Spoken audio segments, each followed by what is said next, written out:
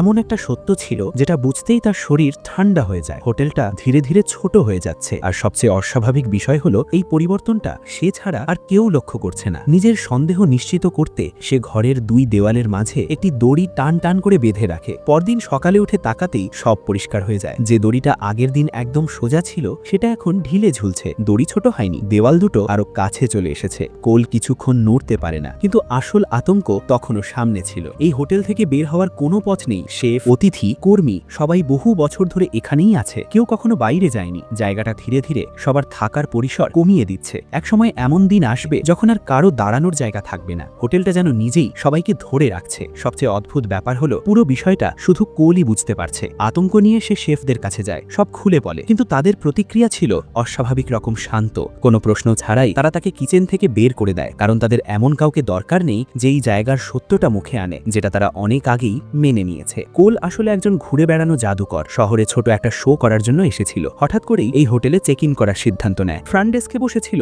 এক চোখওয়ালা এক বৃদ্ধা। রাতে সে তাড়াতাড়ি ঘুমিয়ে পড়ে। পরদিনের শোর জন্য শক্তি জমাতে চেয়েছিল, কিন্তু সকালে তার জন্য অপেক্ষা করছিল এক অচেনা বাস্তবতা। ভারী সুটকেস টানতে টানতে করিডোর দিয়ে নামার সময় সে হঠাৎ থেমে যায়, কারণ করিডোরের শেষে যে সিঁড়িটা থাকার কথা ছিল সেটা আর নেই। সেখানে এখন শক্ত একটা দেওয়াল, ওয়ালপেপার এমনভাবে বসানো যেন সেখানে কখনো কোনো পথই ছিল না। জাদুকর হওয়ার কারণে জায়গা আর দূরত্বের ব্যাপারে কুল খুব সংবেদনশীল। সে স্পষ্ট মনে করতে পারে আগের রাতে ওই সিঁড়ি দিয়েই সে উঠেছিল। মাথার ভেতর চাপ বাড়তে থাকে। দেওয়ালের রং খসে পড়ছে, ওয়ালপেপার হলুদ হয়ে গেছে, চারপাশে সবকিছু পুরনো আর নিষ্প্রাণ লাগছিল। ঠিক তখন পুরো করিডোর হালকা কেঁপে ওঠে। দেওয়ালের ভেতরের পুরনো পাইপগুলো কাঁপতে থাকে। দেওয়ালগুলো যেন ধীরে ধীরে স্পন্দন তুলছে। মিটমিটে আলোয় মেঝের কাছ থেকে কয়েকটা সরু দরজা খুলে যায়। তারপর ঘটে সবচেয়ে অদ্ভুত দৃশ্য। সেই সরু পথগুলো থেকে একটি ছোট ব্যান্ড হামাগুড়ি দিয়ে বেরিয়ে আসে। খুশির সুরে মার্চিং মিউজিক বাজাতে বাজাতে তারা ধীরে ধীরে কোলের দিকে এগিয়ে আসে। এই দৃশ্যটা দ্য শাইনিং এর হোটেলের চেয়েও বেশি অস্বস্তিকর লাগে। ভয়ে কোল দৌড়ে নিজের ঘরের দিকে ছুটে যায়। ঠিক তখনই সে দেখে দুজন বৃদ্ধা মহিলা একদম যমজের মতো সামনে দাঁড়িয়ে আছে। অভ্যাসবশত সে সরে গিয়ে তাদের জায়গা দেয়, আর ঠিক সেই মুহূর্তেই এক ওয়েটারের সঙ্গে ধাক্কা লাগে। ওয়েটার একদম স্বাভাবিক ভঙ্গি তার হাতে একটি ট্রে ধরিয়ে দেয়, যেন কিছুই হয়নি। শান্ত গলায় শুধু বলে, লাইনে দাঁড়াও। ঠিক আছে কোল।